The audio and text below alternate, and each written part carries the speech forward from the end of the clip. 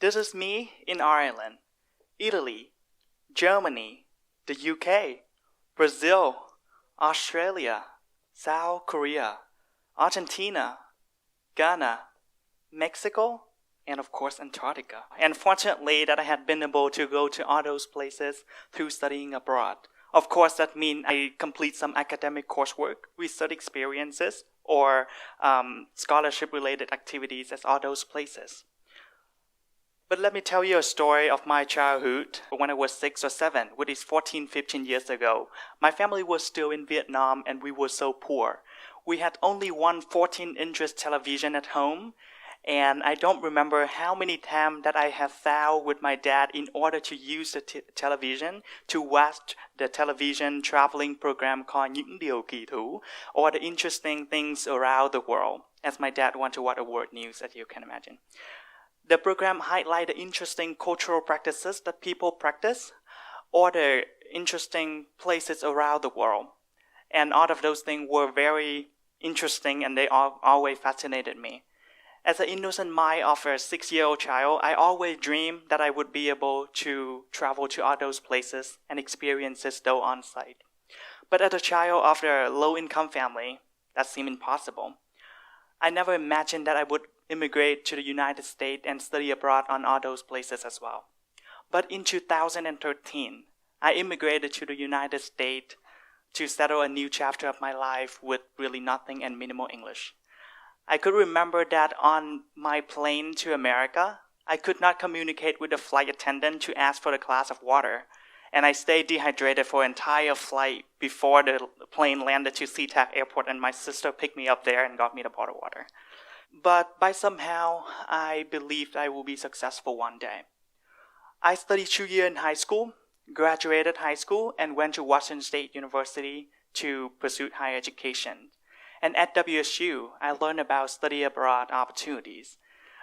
The moment that I learned about study abroad opportunities, that revived all of the sight, memory, and images of the things and country that I have walked through the Những Điều Kỳ Thú programs when I was 6 or 7. I dreamed that I would be able to pursue one study abroad program. Just one program back then. But as a student researcher in international education field, the research pointed out that funding is a major roadblock for students. So same to me back then. I dreamed to study abroad, but when I think about funding, it's what a big question for me. How could I fund the program? But I dreamed to do that, and I set the goal to make it happen. The goal to study abroad for one study abroad program. I applied for a lot of scholarship and got enough scholarship to cover my first study abroad program. That was the program to Ireland, as you can see in the image that I showed you at the beginning of the talk. I had a phenomenal time with my friend and the faculty member in Ireland. But as my time in Ireland approaching to the end and the program is finishing, I realized that I didn't want to stop there. I want something more. I want to pursue another program. Follow that path, step by step. I applied for a second program. Same thing, apply for all scholarship as possible. And I got to Italy, the second program there. And just like that, studying abroad became the part of myself when I didn't even realize. It's just like you are the shopping lover and you keep buying new stuff as soon as you see them without needing to look at the prices or so. Or if you are the Korean drama lover and you keep hitting the play button for the new chapter as soon as the previous chapter ended. Right? Same thing to me with studying abroad. In my free time, I kept going on internet and searching for new program. And as soon as I see a program that I could fit into my schedule, I would think about that all day long. Really, all day long. That's why many staff and faculty at WSU call me a study abroad addict. I won't calm down until I set up an appointment with an advisor, discuss about that, and actually apply to that program. So just like that, I apply when for the 3rd, 4th, 5th, 6th, 7th, etc. program. And throughout that journey, at one point, an idea came to myself. I asked myself, why not studying abroad in our seventh continent and become the first student to do so? Even though back then I have no idea that there's a program that could take me to Antarctica. But as soon as the idea came to my mind, I kept going on internet and searched for all options that could take me to Antarctica, and one program popped up. That was a program with AUIP, American University International Programs. The program popped up that made me feel that my dream and my goal is totally feasible. I applied for that program and got into that program. And up to this point, I have complete 11 programs already, and I have a 12 program lined up for the upcoming March to Netherlands, as the MC just introduces. And I got 46 different scholarship total from the variety of sources, including the federal government, state government, corporations, organizations, and institutions worth approximately $150,000. Those scholarships cover all of my cost of attendance for my study abroad program, and without that, I would probably never been able to pursue those programs. When I share with many people about the goal of studying abroad in all 7 continents, a lot of people didn't think that I could make it. But my mentors, my advisor, and my family did. Moreover, I did myself. I know that there's some way that I can make it happen, and I dreamed to make it happen, and I did. So therefore, keep dreaming and dream big. Just like a 6-year-old child who traveled the world through a 14-inch television, to a student who traveled all 7 continents through studying abroad. That was a big dream, but I made it happen. So keep dreaming, because as soon as you dream to do something, you will dare to live that dream, and you will dare to make those dreams happen. You will be able to find some way to make those dreams happen. Whenever being asked to give a student who dream to study abroad or who want to study abroad a piece of advice, I always tell them that planning is the key for the successful pursuit of education abroad. That is totally correct. But on another side, I always tell them and recommend them to be open for the new experiences to come. That is how you get the most out of their study abroad experience, and I think in any other things as well. Why I say that? I know that doesn't make sense to a lot of students, but the reason I say that is there's a lot of things that could come up and unfolded in front of you in the least expected way. They will become memory if they are positive experiences, and or become lesson if they are negative experiences. But at the end of the day, they are unforgettable, and you keep talking about them forever. For example, when I was in Germany, I took the German 101 course, the very beginning course for German language. I lived with the host family, and I tried to speak German with them just as a way to improve my German. One night after the dinner, the whole family was still sitting on a table, the dining table, and before I went to bed, I tried to tell them good night, which is good Nacht in German. But I end up saying good Nacht, would mean good news. And the whole family looked at me in a very awkward way. They didn't understand what I tried to say.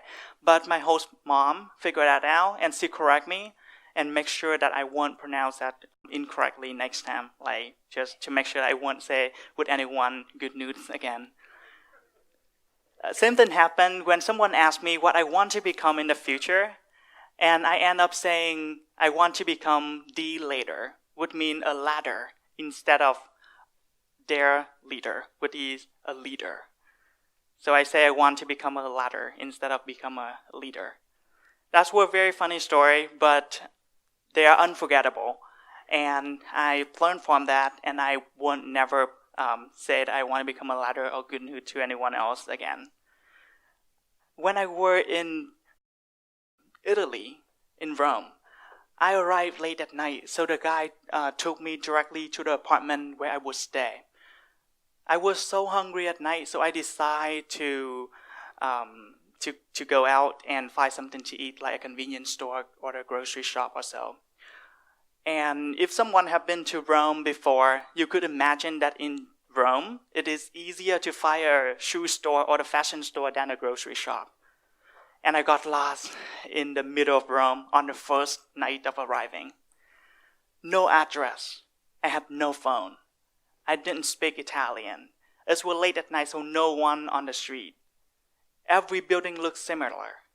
I would totally freak out. But when I calmed down, I know that I couldn't be far away from where I live. I remember that there were a Tommy Hilfiger store at the corner when I turned to get into the main street, and I tried to find that store, and I ended up found that, and I got home safely. I still didn't get anything on my stomach by then, but I didn't feel hungry anymore, probably because I would just try to find a way to get back. But as say, all those things you could not plan for. They just happen, and they give you some memory. So therefore, don't over-planning. I know when I say the term over-planning, that may sound weird to some of you, but don't over-planning, because if you are planning too much, sometimes you will miss some sweet and simple thing that could come to you when you are busy planning things. So therefore, try to be open and push yourself out of your comfort zone. Try to adapt into another culture and seeing things in different light. You will find that experience invaluable. I complete all of my study abroad program after 2.5 years, and I came back to my school WSU to, of course, get back to the curriculum to finish my degree. Many people, beside of congratulating me to hitting the target, they asked me several questions like this. Do you really stay at the United States? Or how long did you stay at WSU? Do you regret of being far away too long and you may miss a lot of opportunities if you would stay here? I answer them undoubtedly that I don't regret to do all of those things. The reason is because I believe that investing in myself is the best investment ever. The reason I say that is through all those trips, I learned something that I may not be able to learn if I was just staying there and complete 4 years of university. I learned how to empathize. I learned to put myself into people's perspective and understand how they come up with that solution. I learned that the differences between culture aren't right or wrong. They are just different, so I must respect. I learned about communication skill, that if I try to negotiate and approach someone from the Eastern culture, it's going to be different from approaching and negotiating something with someone from the Western culture. For example, if you try to negotiate a business deal with someone from the Western culture, of course, after thoroughly research about their business partner, you can just go straightforward into the deal. You can just clearly state what you want and what you can bring into the table. But if you try to negotiate with someone from the Eastern culture, it is going to be a totally different question. You may want to create some relationship and make them trust you first. That is why you see a lot of business deal being made in a massage place or the pub or the club or the bar. So I also learned about applying for scholarship and convince people to fund me to complete those programs. I learned about environmental sustainability and the role of being a global citizen, like I did in Antarctica. I learned how to observe and problem-solving skills just like how I did in Italy to find my way back home. Those are skills and ability. They will be with me, and I will keep them, and I will use them for the entire of my life. Therefore, I have nothing to regret about. I'm happy that I took those trips, and I'm happy that I learned those skills. I just want to emphasize that the real travel is the travel within your soul, within your mind, within yourself, to really discover who you are and to become an open-minded, independent person. That is a real travel. All of the other travel, going a trip to Germany, a trip to Rome, a trip to Ireland, all those trips are just the icing of a cake. There are the opportunities for you to discover who you are. Never stop dreaming. Even that were just a small dream. Just like how I dreamed to travel the world as a 6-year-old child. Just keep dreaming and keep that fire lit within your heart. Because if you dare to dream it, you will dare to make it happen.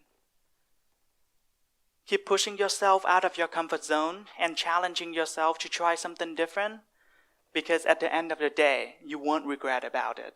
And remember, investing in yourself is the best investment ever. You will never regret about doing something. You may probably just regret of not doing those things. I share with you some of my story. There's some funny story, there's some challenging story, and all of those experience with you about studying abroad. And I think it is now our time to ask ourselves a question. Now what? Thank you.